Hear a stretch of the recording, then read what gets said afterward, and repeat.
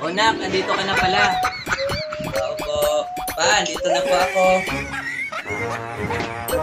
Nak, upo ka muna. Mag-usap muna tayo. Bakit po pa? Nag-text sa amin yung teacher mo. Nak, ano ba naman yan? Gumawa ka ba ng kalukuhan sa school? Diba, turo namin sa inyo, huwag kang gumawa ng kalukuhan. Nagsisikap kami ni mama mo. Si mama mo, gumigising ng maaga. Para paghanda kayo ng pagkain, hinatid pa nga kayo sa school. Tapos ako naman, nagsisikap para sa inyo. Ano ba naman yan? Pagkatapos ngayon, nag-text yung teacher mo, ano bang ginagawa mo? Magsalita ka! Alam ko naman po yung pagkiliyan ni mama para sa amin.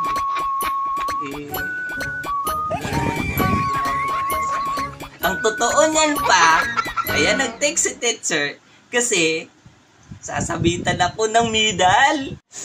Ha? Ganun ba yun? Ba't di mo sinabi agad? Paano ako makapagsalita, Papa? Ang bungangan nyo parang Armalite.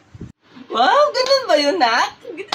Galing-galing naman ng mga anak. Pasensya ka na, ha? Akala ko kasi may ginagawa kang masama. Yun pala, galing-galing pala ng anak ko. Very, very good. Proud kami ni mama sa'yo.